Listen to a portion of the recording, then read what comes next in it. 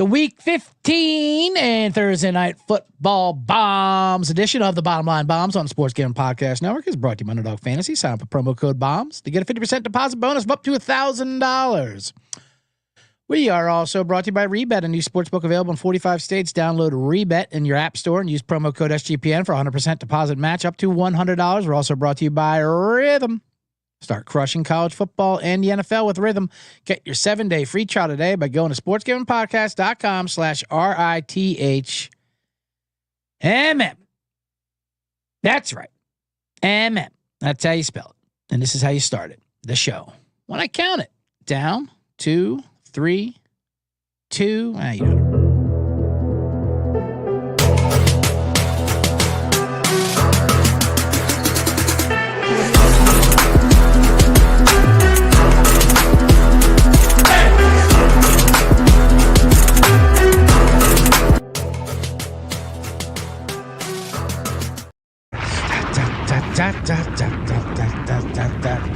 Welcome to the Bottom Line Bombs. I am your host, the Laddy Daddy, the bet detective, the man in the box.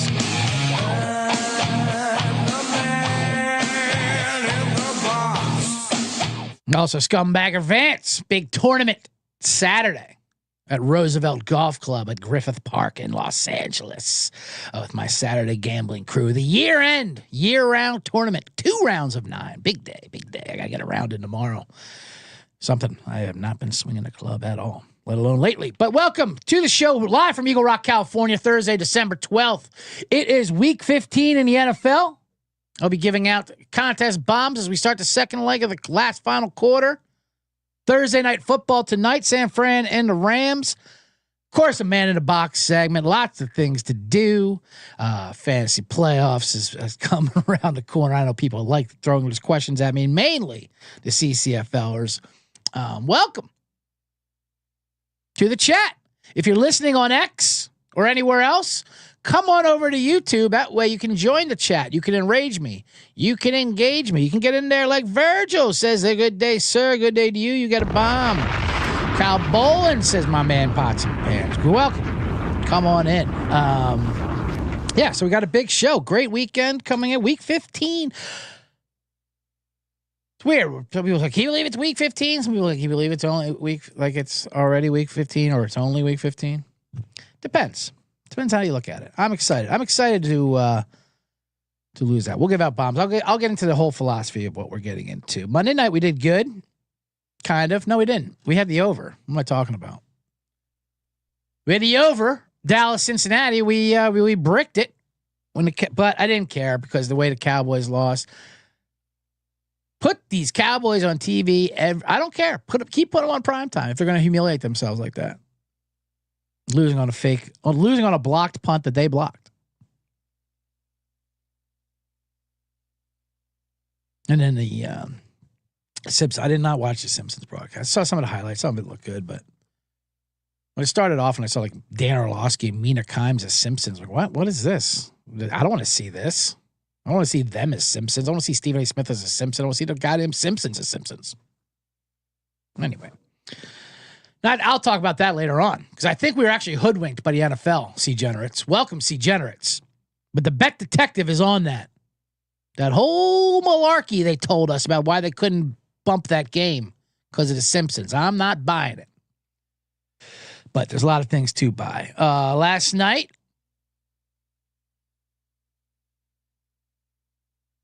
I went to my first holiday party. There's like 3 or 4 of them I got to go to. Comedy clubs. Last night was at the Improv. Captain Sado, welcome to chat. Here for the special ed concert. CJ had me dancing and rapping at work. Love special ed. So holiday party. It's holiday party season. I always give out warnings to that if you're going to your spouse's office holiday party. That's always a little dicey, you know. Get too fucked up in front of there, or you see how they act in front of their coworkers. Like, whoa, that's the guy you're talking about? Your work husband or whatever? So holiday parties were, it was, I don't know. It's funny because especially as you get older, what I liked about it when they were packed, last night's was packed at the Improv. You talk with someone, oh, hey, I haven't talked to you and whatever. It's good. It's a good thing, But then there's no real rules of like proper goodbyes or anything. You don't really got to say goodbye. Like, all right, I want to go try to find this appetizer guy. Trying to go find this pig in a blanket.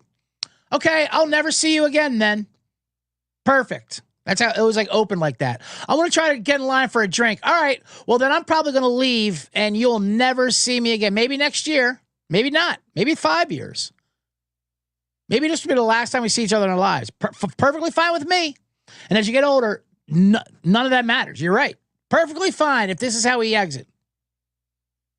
And right before I was about to exit, I'm like, should I do a lap, and say goodbye? No, there's no say goodbyes. You just go. We're adults. If something bad happens, I'll see you in the papers, I guess. Even when I go out with my friends, I'm not even saying they were I'm never friendly with people there at the holiday party, obviously. But even when I go out with my friends as I get older, and even when I was at the Key West, even with old high school buddies, that's why you see my Ocean City, New Jersey shirt if you're watching on YouTube. I got this shirt in Key West over the weekend. My favorite shirt. Like, let's buy a sweatshirt. We went to the $5 store and there was a shirt for Ocean City, New Jersey. Like, that's weird that they're selling shirts for different cities. I'll get it. So I went to Ocean City as a kid. $5. Nice shirt for $5.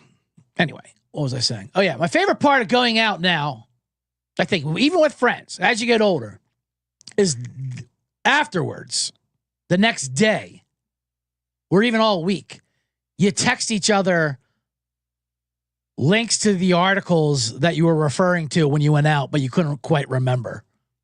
That's all it is. Like, this is what we were talking about. You're right. This is what we were trying to think of. That's all it is. Oh, okay. That's right. This is what my opinion is. Read this, then you'll know my opinion. I'm not sure what I was talking about, but I think this is it. This is what I was referring to. So that's fun. You go out now for a couple of hours, that'll last you all week of research of what you were trying to run your mouth about.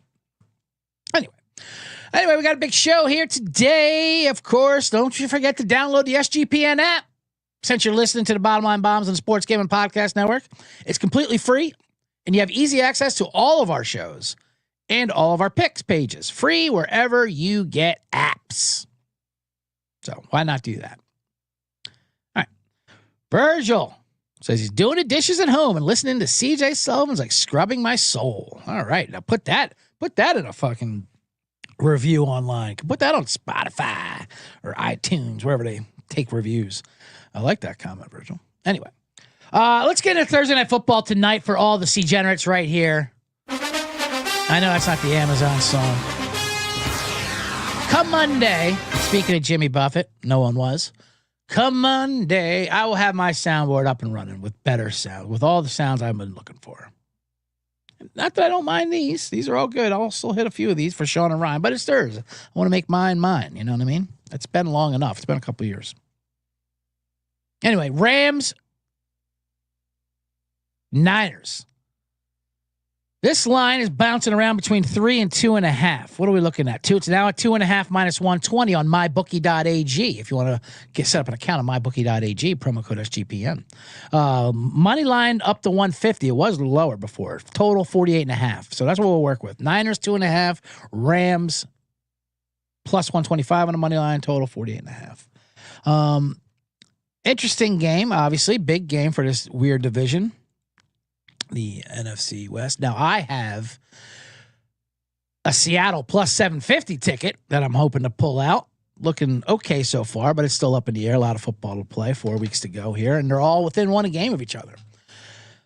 The Niners, I don't know if they can be completely trusted, but I do like them over the Rams tonight. The Rams obviously looked awesome last week versus the Bills. I think it's going to be a little bit of a letdown spot because of who knows what they put into that game. I mean, 44-42 versus the Bills. They looked amazing. McVay does that. Every once in 6 weeks or so, McVay will put out a game plan. You'll be like, oh, Jesus Christ, this team, no wonder why this team won the Super Bowl. They're amazing. This offense is amazing. But then he doesn't do it again. You're like, well, where the hell was that? Where the hell was that team that just put 44 points up?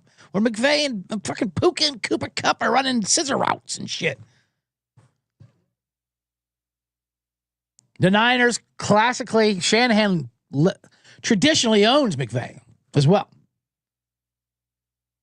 And they're at home. They were at home last week. They had a bye versus the Bears. The Bears are amazing. What was that one stat? It was like 287 yards to 4 or something, or 315-4 at halftime. It was incredible. So we're going to go with the Niners minus 2.5. It's also a revenge game. They blew that game in L.A. earlier in the year. Now, I know the Niners, they might not get Bosa, Trent Williams, and I get it, and CMC's got a German knee now or something. The Niners just crank out these running backs. They got Guerrero and fucking Pat Hamilton or some fucking guy. And Isaiah. They have guys you've never even heard of. They've never even heard of. And they're getting 100 yards and 2 touchdowns. It doesn't matter who they put in there. So 2.5, you got to like that more. Give me the Niners minus 2.5 tonight.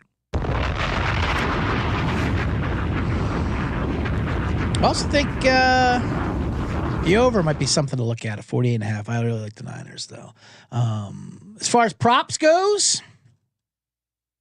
there's a theme this week in the NFL.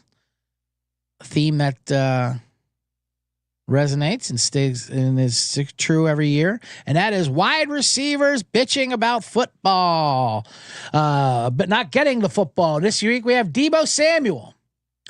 Deebo Samuel said he tweeted something about like he's not having a bad year. He's just not getting the ball. Not having a bad year or something like that. And he complained about not getting it. So much so that Purdy has to say something. No, he's great. No, I love Deebo. We're best friends. Really? Brock Purdy? You're best friends with Deebo Samuel?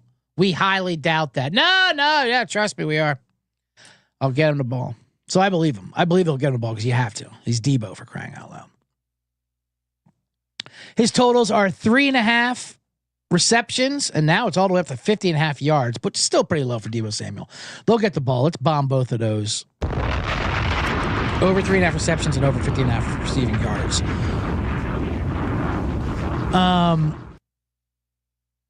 You know, it's funny. So when he did tweet out, I'm not having a bad year. I'm just not getting the ball.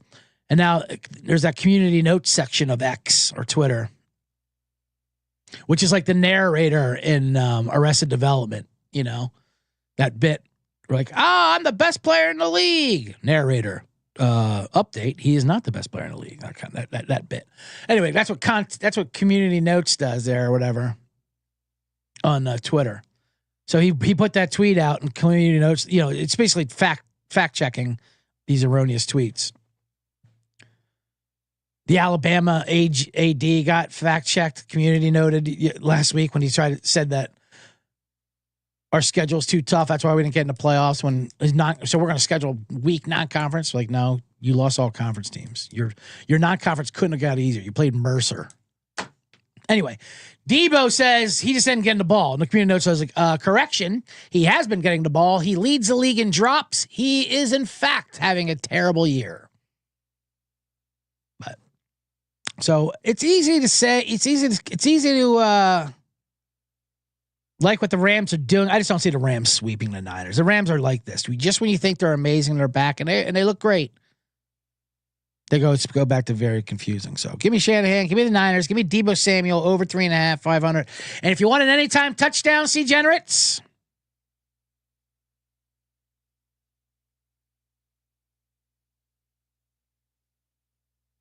Looking on the Rams side, I'm liking Blake Corum at plus 400 and 2 touchdowns. Let's see what his 2 touchdowns are. Why not?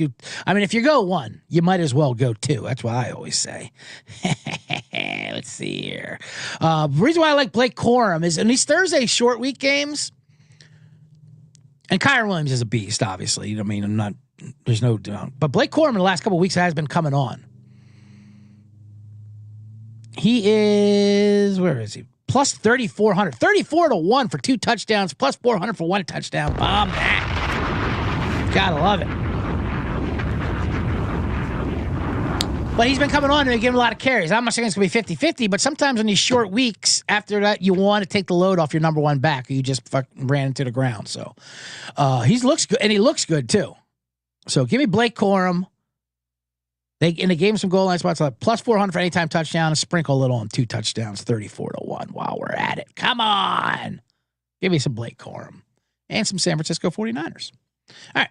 Now but if you want to just play fantasy, well, then you got to be doing underdog, right? Got to be doing underdog. That's how you do it. Oh, I got a new underdog graphic. I did some work in there. Look at that. Do your underdog, pick them.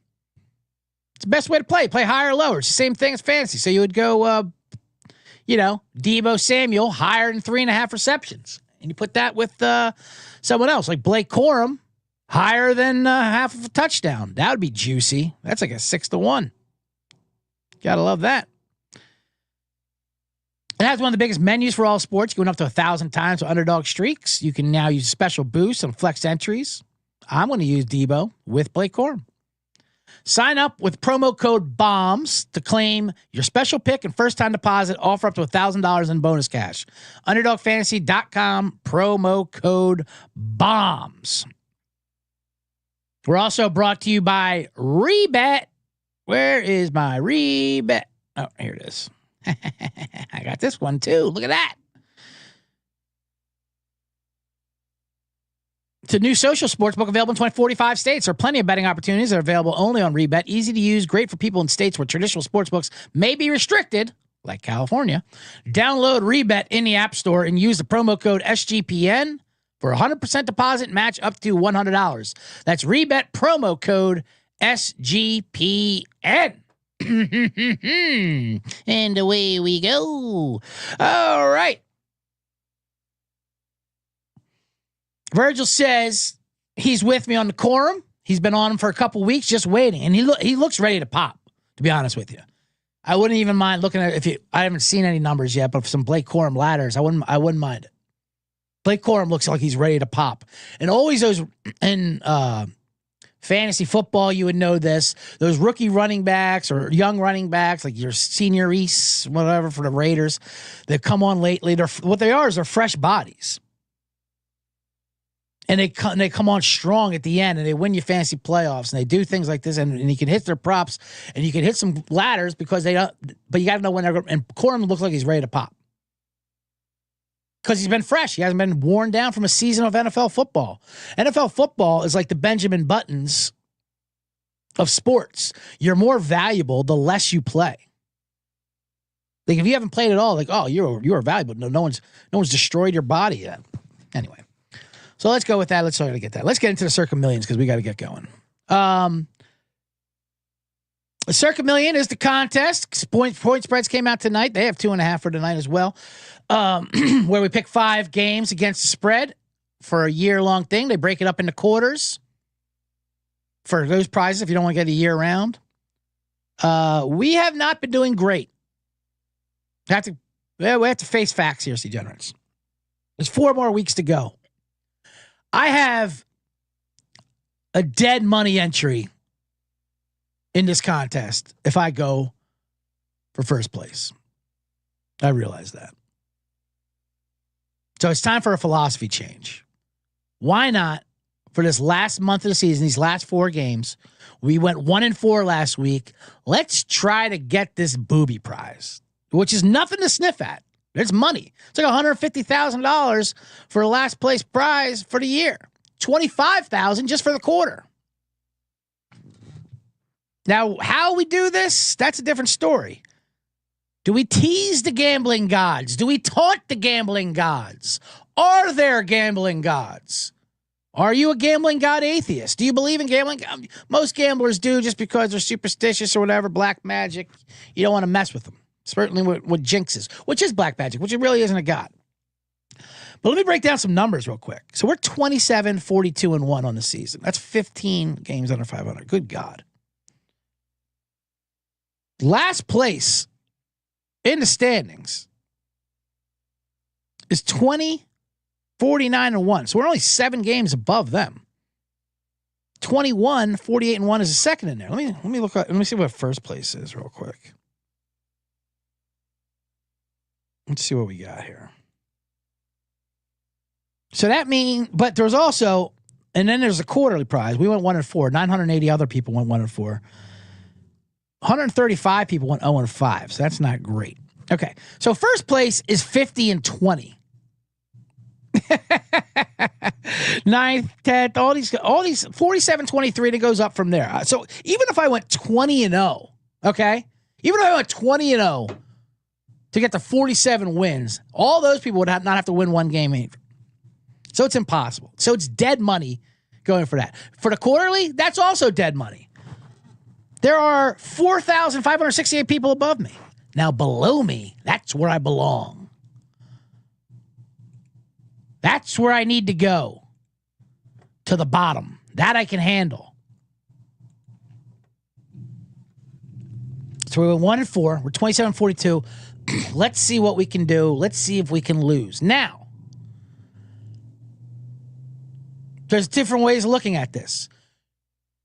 Do I try to intentionally lose and fade myself? Or do I just keep putting them in the way I've been putting them in? Because that seems like it's been going good for me, but now I'm kind of focused on the losing. I don't want to do either. I kind of want to do a mixture. I kind of want to do an experiment. It's kind of like in golf. When you want to hit the ball to the right, you want to fade the ball to the right, like you want to drive it so you aim left and it goes perfectly straight. But then when you try to aim down the middle, it'll slice off to the right. Why? Because they know. Golf knows. Gambling knows. So this is what I'm going to do. I'm going to give out my winners like I normally do, or picks. And I think I might switch them, or when I enter them in the contest, to the other side. It's tough. Captain Sano said, the old try to lose theory. I see a 4 week coming. Never fails. I know. You're right. What I should do is just stay the course and keep putting in these miserable failures. I mean, but we need to really push it. We need to really crank it. But this is my destiny. I feel I mean, from the road to 10 million, that got derailed. Then the circa millions has just been tough. It's been tough going all year. Never got any good momentum. Never got any really heaters. Had a couple like 4-1 weeks, 3-2s. I'm not throwing games. That's why I said I don't want to fully throw the game, but I want to do a nice little mad scientist chemical fucking bounce. We'll see how it goes. Why not experiment? Here's the thing, degenerates. I want to give out who I like, who I definitely like. So that's not going to get confusing. But who I enter, well, man, why not? We got a dead entry in there anyway. Let's see what we can do. Let's see if we can stir up something. And it's going to be fun to be rooting for an 0-5. It's the same thing as rooting for 5-0, really. And it's just as hard. Let's start right off with this madcap experiment with the Jets versus the Jaguars. 2 losers. I picked this game specifically because no matter what side you pick, it's a losing side.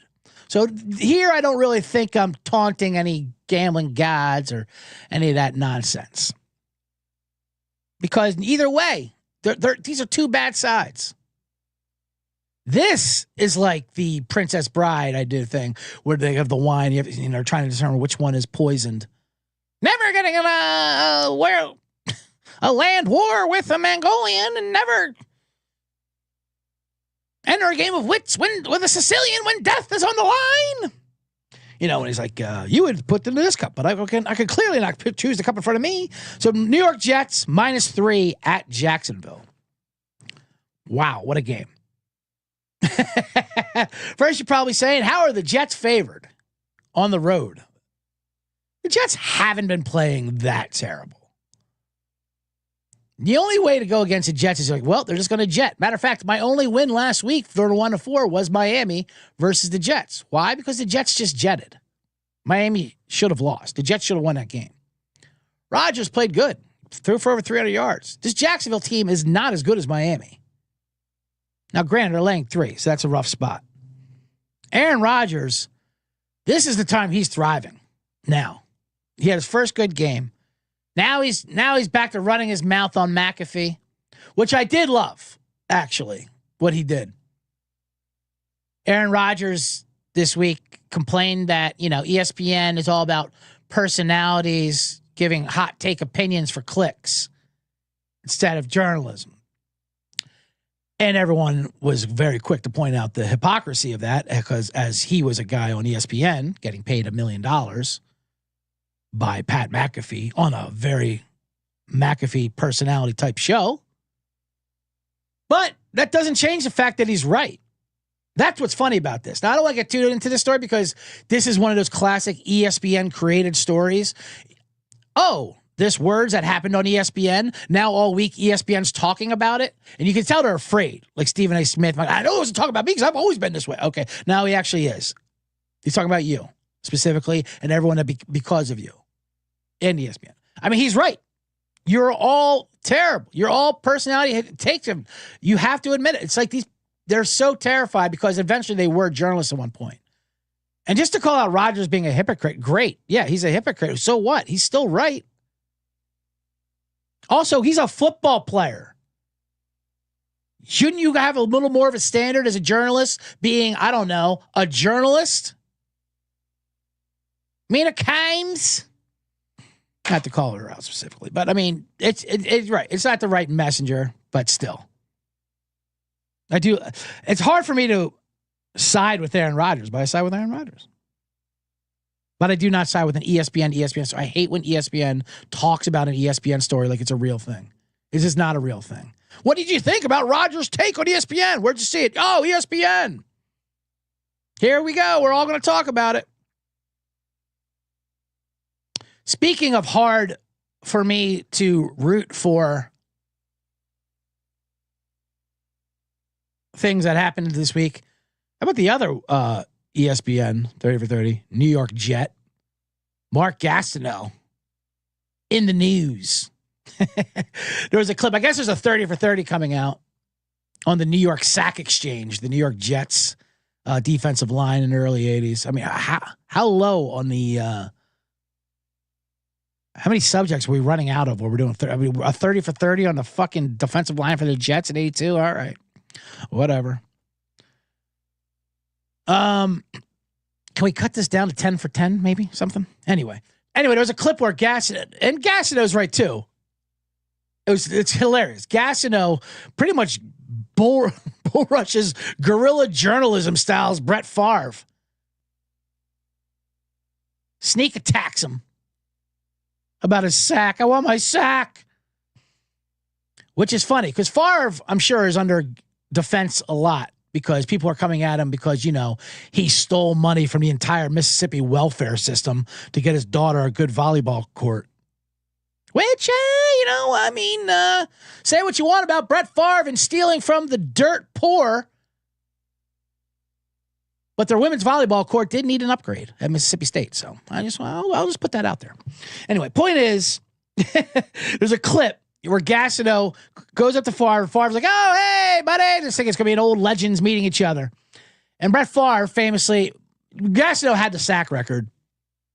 And then Michael Strahan broke it when Favre just gave him a sack. And not only did he fall down for him, there's right before the play, he's like head nodding to Strahan, like, Strahan, come at me. Like, because there's no need to go past. They were like up, whatever, they're taking a knee. He's like, come up and sack me. So he gave him a fake sack that broke Gastineau's record. And then Gastineau claims he's not in the Hall of Fame because of this. I don't know if any of that's true. Gastineau's also an asshole. I loved Gastineau. He was great, but anyway, Gastineau was like, give me my sack back. You killed me. And Favre's like, what the fuck are you talking about? Is this a PTSD situation? Anyway, Favre's like, okay, all right, I'm going to get out of here. It was just weird because rarely can you make Brett Favre look like the good guy. And that's a very difficult thing to do. Gastineau kind of did that. Gastineau, I think Mark Gastineau is the journalist we deserve. He's the journalism we need. He's the kind of guy that gets to the front lines, who's not afraid to confront someone like Brett Favre.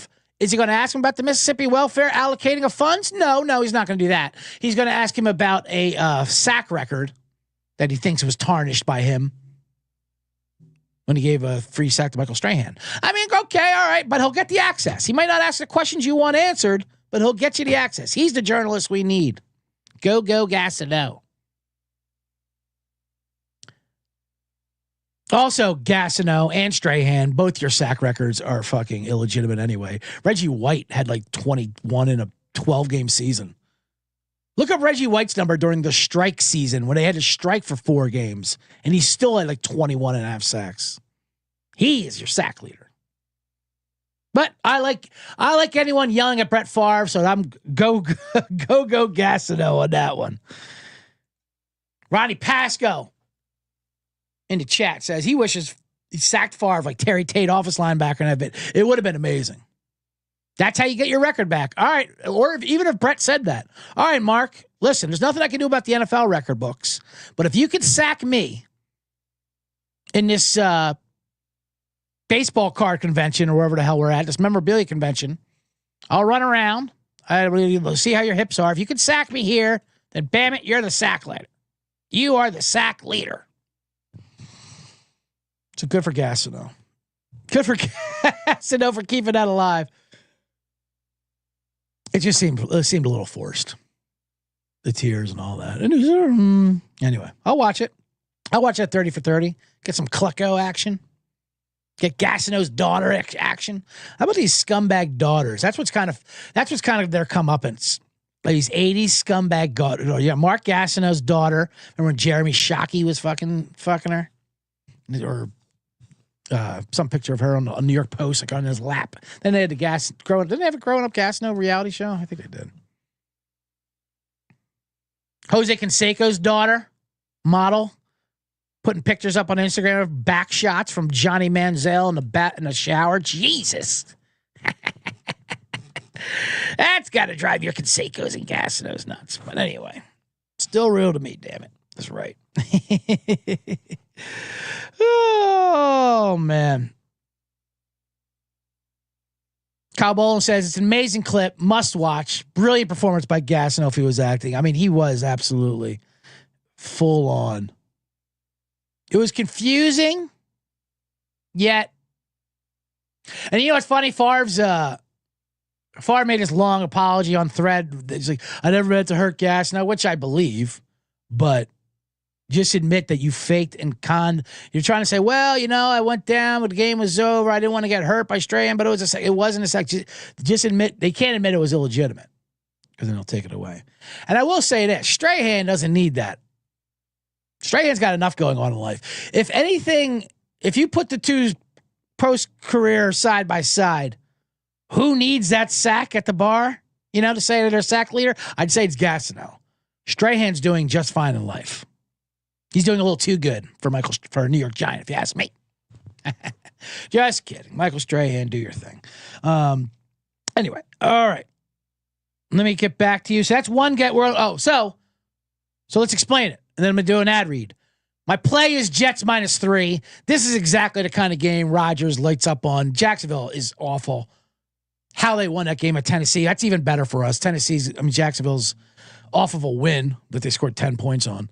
Mac Jones is brutal. Like I said, this Jets team should have beat Miami last week. They're not playing that bad. They should have beat Seattle week before too, but they're the Jets. Jacksonville's a team I think they can handle. So we're going to do Jets -3, but in the contest, I'm putting in Jacksonville +3. What do you think of that?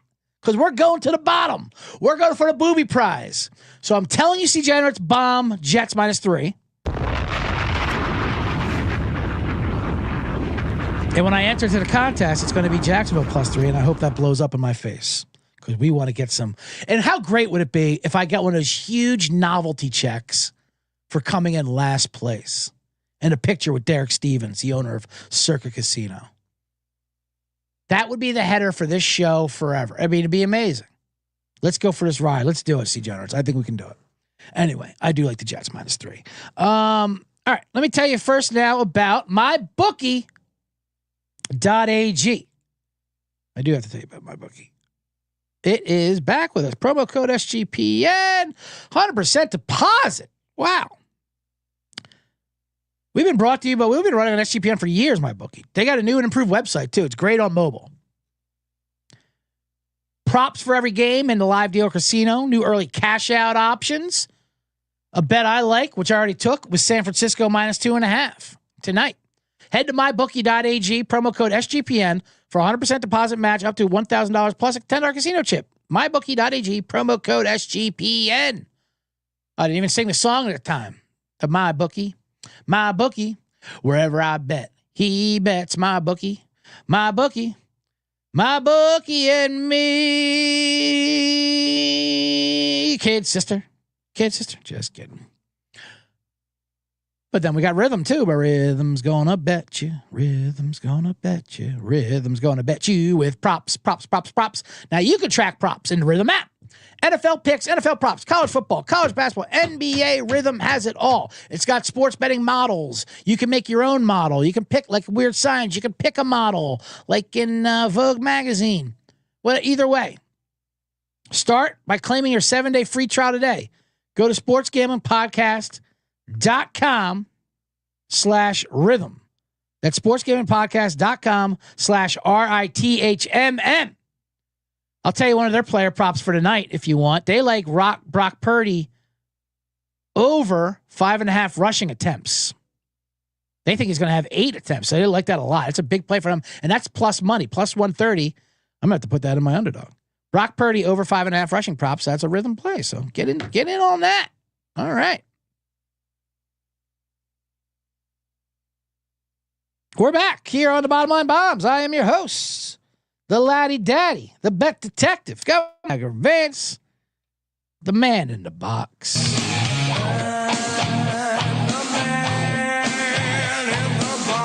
CJ Sullivan. Thank you, C. Generous. Thank you, everyone watching on the YouTube and the comments. Comments are doing great. Lit up. People have a lot of questions here. Kyle wants to know if I like the over or under 40.5, or if anyone in the comments, you can help them out there. Jets, Jags over or under 40.5. Well, it's a tough one. I don't know if I like either of that. I just like the Jets. It's tough. Mac Jones is really bad. If you watched Mac Jones last week, he was really, really bad. But 40.5 is a low number. It's not too hard to get. What am I going to tell you about the under? I'll tell you this, Kyle. When you have two teams whose seasons are over, those games tend to play over. There's a lot more risk, a lot more we don't give a shit, a lot more going for on fourth downs, a lot of I always like when a fan base, even announcers, when they finally say coaches should go for on fourth down because of your record. Okay, it's 4th and 4 from the midfield. Come on, coach. You're 2-12 for God's sakes. Just go for it. Who gives a shit? And so that becomes the reasoning. So in that kind of situation, I would tend to go over there, but I like the Jets there. All right. Speaking of bad teams, in that one is Tennessee versus Cincinnati. Cincinnati's laying 5 at Tennessee. Now, that's also a weird situation. How are the Bengals laying 5 on the road? They were just doing that versus Dallas, and even though they did get the cover, it was not the right side. It was a very bad beat. Unfortunate result if you had the Bengals. But they got there. And here's the thing with the Bengals. They still think their season is alive. It might not be, but they still think it is. Joe Burrow, he's hilarious. He acts like, his quotes act like the season's 40 games long. So like, what do you think about your playoffs? We got time. What week is this? 15? All right, I guess we'll get a few wins together, maybe. I don't know. What's the records of everyone else? Oh, they're good? Shoot. All right, well, I guess we'll win this one. So I think the Bengals are going to be locked in, even though I don't like playing a Monday night winner, short week, off of a win. But the Bengals can't overlook Tennessee. They don't have time to overlook it anymore. This is it. They have to win every game. And they kind of could. Burrow's playing at an MVP level. He had quite a night on Monday. He got robbed. His house got robbed. That's becoming a thing. They know people know players are playing a game. They'll go rob their house, especially if they're on the road. So Joe Burrow's mansion got robbed. And it became a weird situation because he had some Sports Illustrated model there who he has as his quote unquote like assistant. She's on his payroll, which I like that, Burrow. When you put your ladies on a payroll, that makes for a cleaner breakup. That's smart, Joey B. Joey B knows what he's doing. Good, cool as a cucumber, that kid. Although he was rattled when they asked him about it. What do you think about the bet detective's all over this. They go, what do you think about the robbery? And he's like, oh man, it's, you feel vulnerable, your safety. I just don't like how my life's in public. What he didn't like was the woman. Let me see her name, because he just broke up with another. Olivia Holzmacher was the old girlfriend, and now there's Olivia Ponton, who's the SI model, and that's what he was really upset about. Because she called in, Olivia Ponton called 911. She came back to the house and saw the break-in. And she's like, and she did, and you could tell 911 call. She called it her house too. And that's what Burrow's upset about. Burrow's like, fuck, now I'm on blast. Now my side chick is out there in the main, and my old girlfriend knows about this girl, and this is a bad situation. Jesus Christ, robbers, I would have gave you whatever you wanted. Just don't put my stable on blast like this. Now I'm fucked. So he was really upset because, oh God, all the women know about each other. You don't understand the week I'm going to have. Now, what does that do for the game? Versus anyone else, I think it'd be a distraction. Here, I think Burrow can't wait to get on the field. The last thing he wants to do is go back home, and now he's got 4 or 5 girls calling him up, texting him, saying, whoa, who the fuck's this Olivia who says it's her house? Oh, no, she's just on the payroll. Don't mind her. She's a lesbian, I think, which is funny now, because I guess she is a lesbian. I mean, Sports Illustrated swimsuit model lesbian. Those kind. Maybe that's why Joe Burrow dresses like a lesbian on his go-to game outfits. Maybe that's a thing. He's ready. He's willing to go the extra mile for that. That's how cool Joe Burrow is. Guy's a winner. But these Titans are terrible. They only win when I go against them for Survivor. Now you have Callahan versus Zach Taylor. Oh, the protege and the mentor. They're both awful. Tyler Boyd revenge game. All these revenge angles are awful. But this is not a good situation for the Titans, for Zach. So yeah, Callahan, your dad, bring your dad in. Nothing's working. If you scored 6 points, whatever it was, 10 versus fucking the Jaguars, this Bengals defense is historically bad. Will Levis is hurt. Actually, if Will Levis wasn't so banged up, I would put him in there. But like I said, we're going to go with the worst teams in football here. We're going to try to get to this loser. So we're giving out Bengals -5. Keep their season alive. But in the contest, I'm entering Titans. Let's do it. Sorry, I'm on the Jets and I'm on the Bengals. Jacksonville on the Bengals. Chat room wants to know, would you start the Jets D if you were in the toilet bowl? Yes, I would start the Jets defense versus Mac Jones. I believe and there's a very high probability of a defensive touchdown. If you saw those interceptions he did versus Tennessee, I mean, they were just insane. Like under pressure, left-handed sky hook. Mac Jones is somehow even worse than he was in New England when he was a rookie. He is terrible. So yeah, I would have no problem starting the Jets defense in fantasy football this weekend. That's exactly right, Virgil. Take what you want, just don't blow my spot up. You could tell Burrow was I've never seen Burrow that emotional. He doesn't care that they're knocked out of playoffs, but now that his fucking side piece and main piece are going to be crisscrossing, woohoo, that's not good. Anyway, all right, where are we at here? We did both breaks. So we got to hurry up. Man, do I blabbo? I'm what we call a blabber. But thank you for watching. We still got more show to go. I got to give out 3 more bombs and a man in the box segment. Make sure you hit the thumbs up here if you're watching live on YouTube. Subscribe. to the YouTube page, Bottom Line Bombs, or to Spotify, iTunes, wherever. Well, I know you're listening right now. Make sure to subscribe. 5-star review, baby. Tell 50,000 of your friends. Follow me on Instagram at CJ Sullivan was taken _ between each words, or on X at CJ Sullivan _ as the holiday party scene really gets into full gear. All right. Let's get into, all right. Now, we know we had to talk about this game.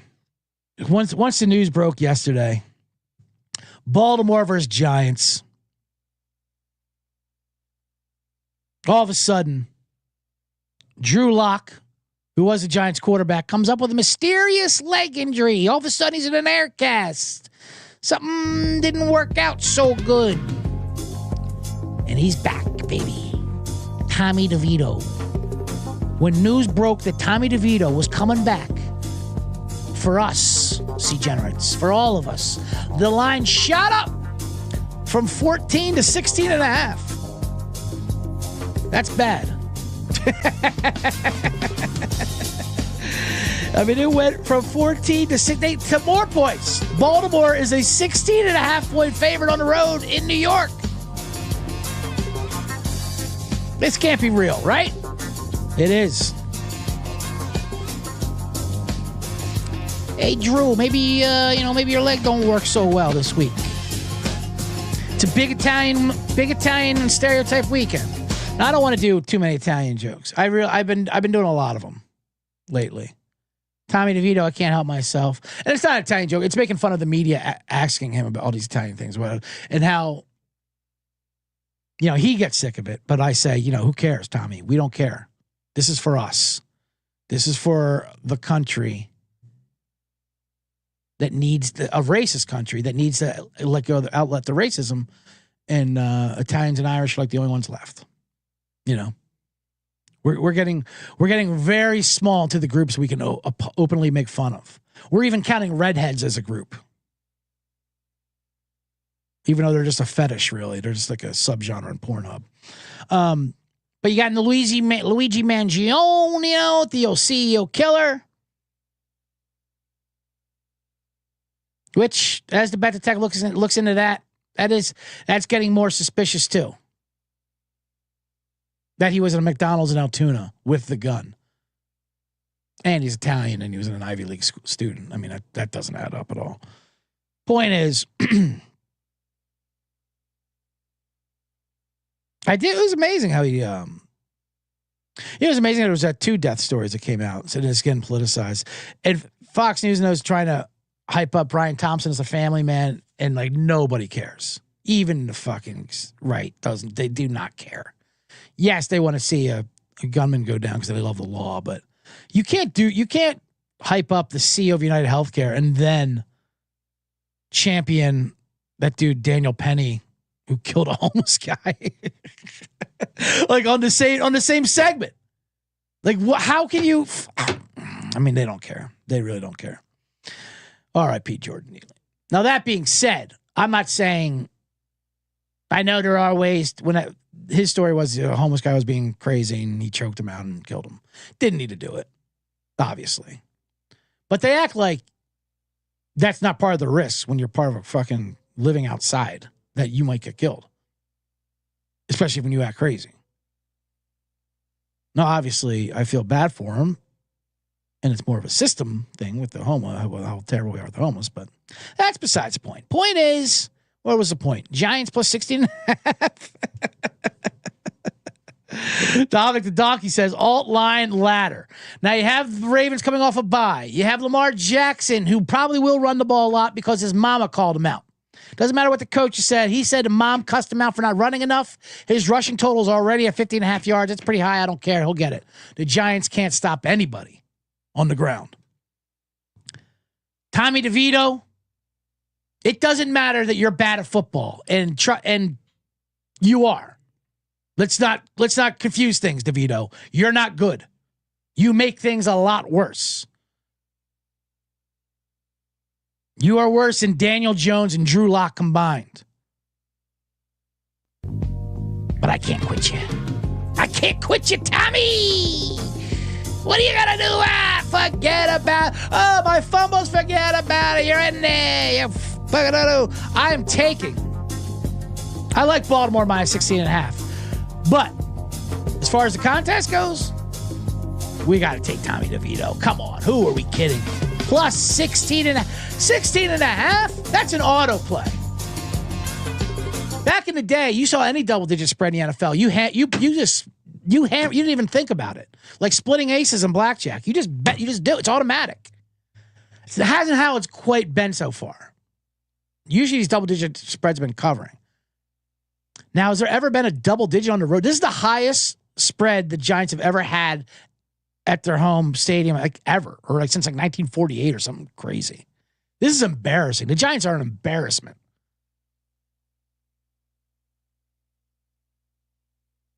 Now Malik Neighbors is ready to quit, although I think he'll get some balls too.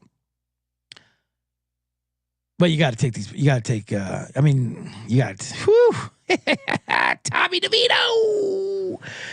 He's got to even be getting sick of this. He thought his season was over with.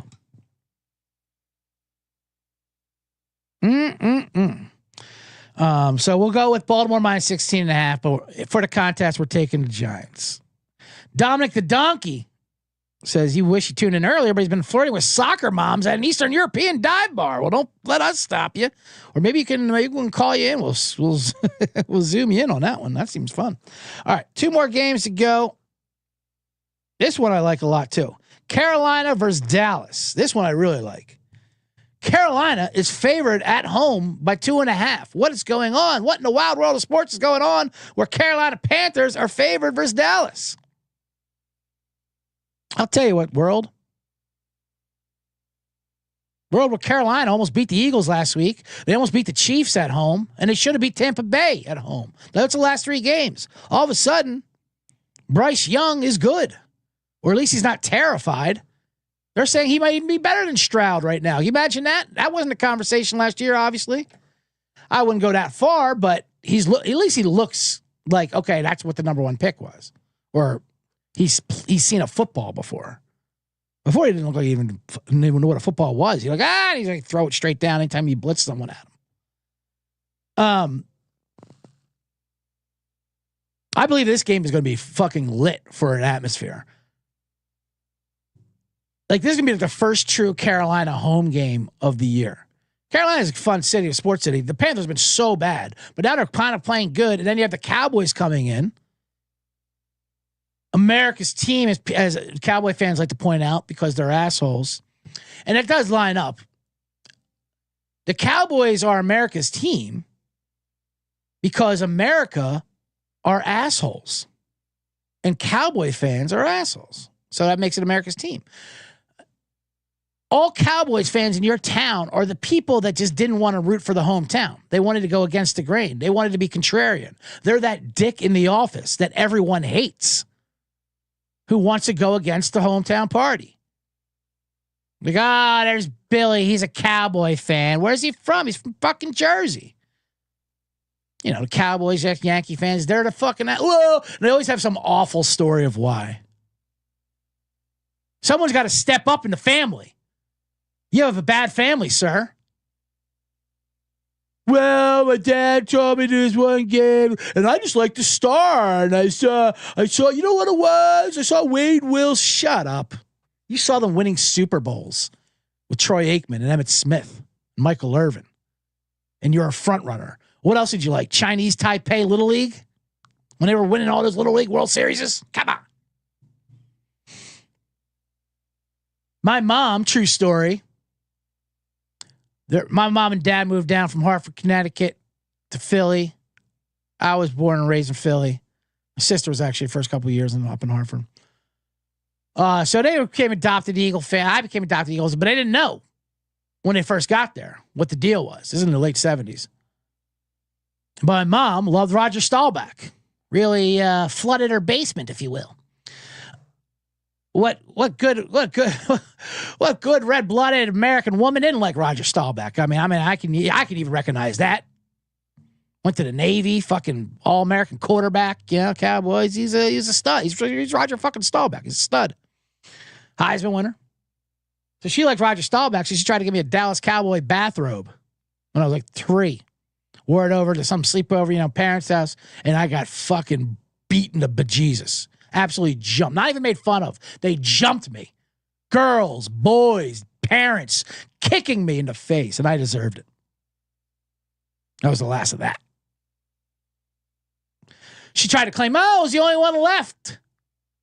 The only one left at Clover. Get out of here, Mom. It was not. It was because of Staubach, and you get wet for Staubach. Don't tell me this. Don't tell me. The J.C. Penney only had one damn cowboy bathrobe. Anyway.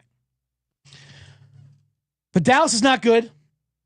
And it's great to see. Like I said, I don't mind them being on prime time as long as they lose in humiliating fashions. I think Carolina, it's weird to say, as a 2.5-point favorite, I think they're ready to have a game, and there's going to be a step down in competition for them for the last 3 games. Think about it. Kansas City at home, they lose at the buzzer. Tampa Bay at home, they blew a lead. They should have won that. They also got hosed by the refs on an Adam Thielen touchdown. And then last week, Xavier Legette, if he doesn't drop that ball, they beat the fucking Eagles in Philly. They're playing good football. So give me Carolina -2.5 at home versus Dallas. Bomb that.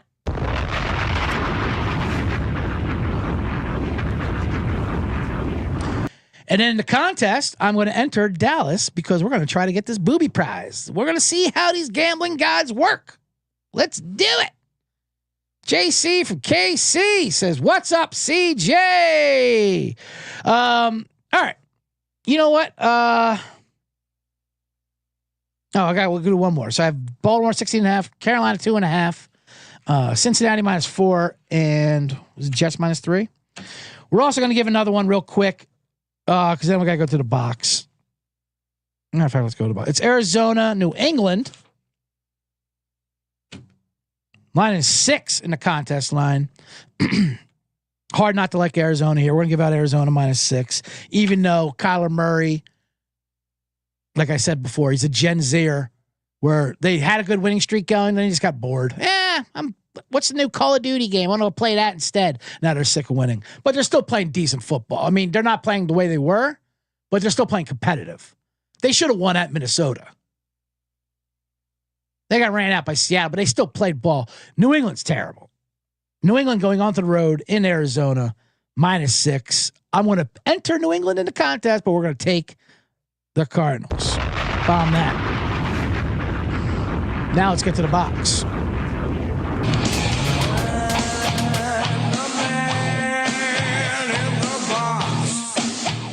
Welcome to the box as we run our show late. JC from KC. What's up, CJ? What's up, buddy? Your Chiefs. I did not talk about that game, but we'll get to the recap. There's also big games I didn't mention. There's a lot of really good games this weekend. Eagles, Steelers being one of them. Bills, Lions being the best. Colts, Broncos. I like that game too.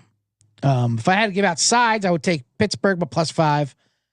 Bills +2.5. Colts +4. I like those. Even though Eagles will rally with all that bullshit drama, but Mike Tomlin is an underdog as an auto play. Go to the clipboard for this one first. It says, JC, you'll be at the Mistake by the Lake on Sunday. That's a great place to watch games. Down the get some stadium mustard while you're out there. All right. Speaking of that Arizona New England game, I glossed over the game real quick. The 5 bombs were, what did I say was Arizona -6, Panthers -2.5, Baltimore 16.5, Jets -3, Bengals -5. Now in the contest, I'm putting in the opposites. Just saying. Just as you know, we're going to try to get that last place prize. But the news, other than the news, other than Tommy DeVito coming back, even though that's my top story of the day, I guess other people in the sports world thought there was a bigger story with Bill Belichick returning to North Carolina, UNC, the University of North Carolina, that is, not Charlotte. Interesting.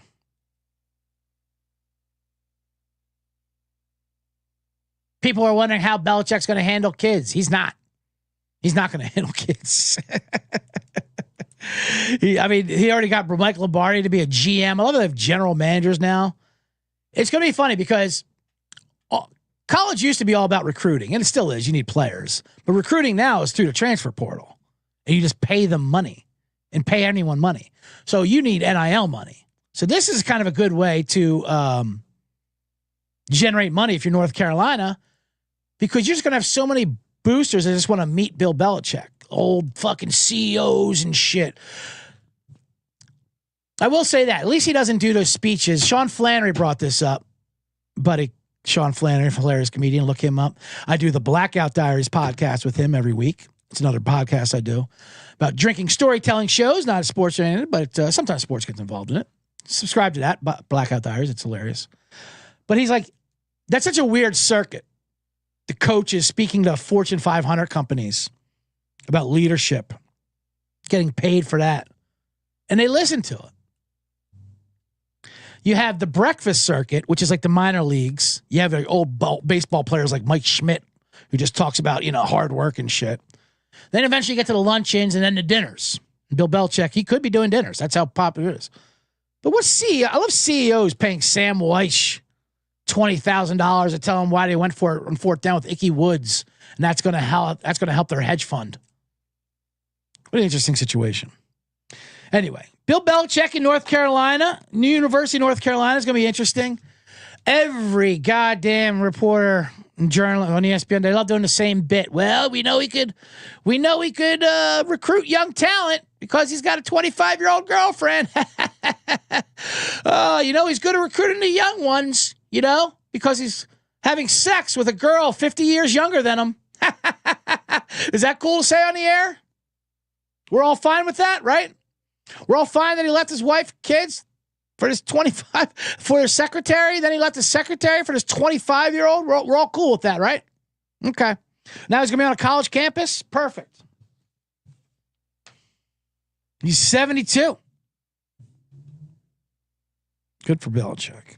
Good for Belichick. It's just weird. It is going to be weird seeing him on a sideline coaching a college of like 5-star recruit athletes who are going like on IG Live in the locker room, doing TikTok trends and shit. He's just going to be like, what the fuck? What the fuck is this? You would think he would go coach like Navy, something he likes like that, where they have to listen to him or they're thrown out of the country or something, whatever the deal is. Shout out to the Army-Navy game this week. Something I used to always go to as a kid. And it was in Philly every year. My dad would take me. We would go to Army. He liked the Army. He went to the Army. They're like 6.5, which is a big number. I like Army, though. I think Army's a different team this year. Anyway.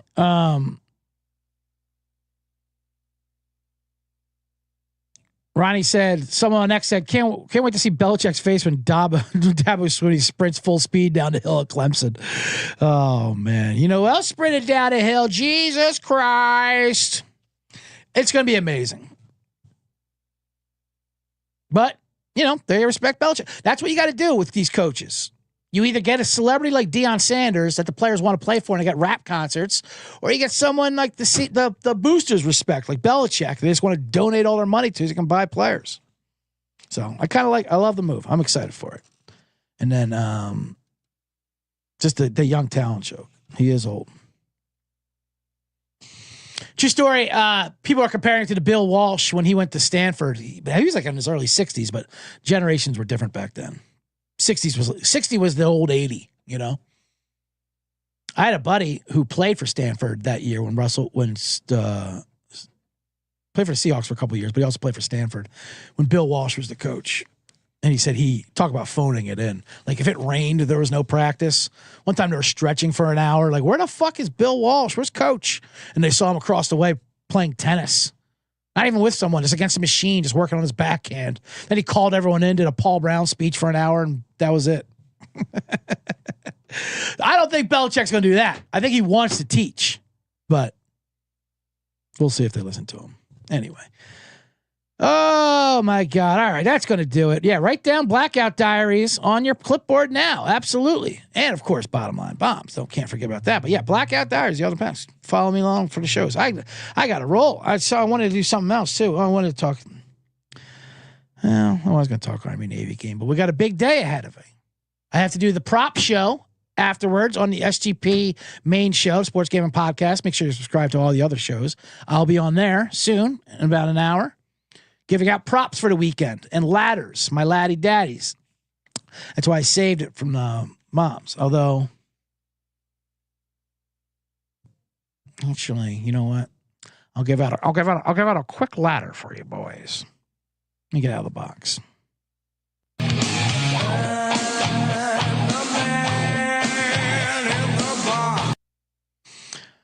One I love that I won't bring up on the main show because it's against Kramer's Giants in that Baltimore game is Justice Hill rushing ladder. Holy shit. It starts off like at 14 and a half and 60 yards is like 11-1 or something crazy. What is it? No, 50 yards is plus 950 for Justice Hill. That's fucking insane. I mean, that game's going to be done by halftime. They're not going to play Derrick Henry in the second half. It's going to be all Justice Hill in the second half, hopefully. But if that happens, 50 yards plus 950? What? That's crazy. So that's my free bonus ladder for you boys.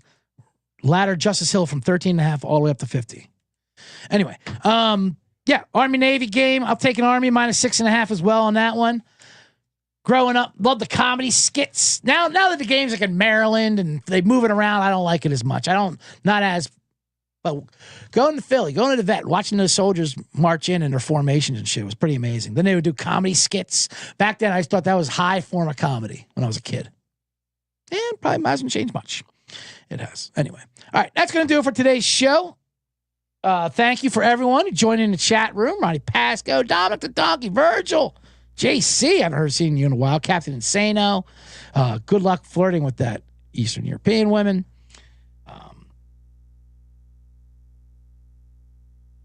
Who else we have in here? Kyle Bolin, I can't forget you. Good luck. Good luck anyone in the fantasy playoffs this year. But of course, the bombs. And let's see how these gambling gods treat us. I gave out my 5 plays. I'm putting in 5 opposite in the contest.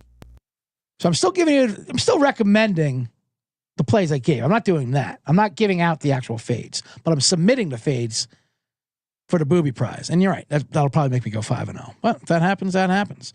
All right, boys. And one lady in Switzerland, according to my Spotify breakdown demographics. We'll see you at the holiday parties getting embarrassingly drunk.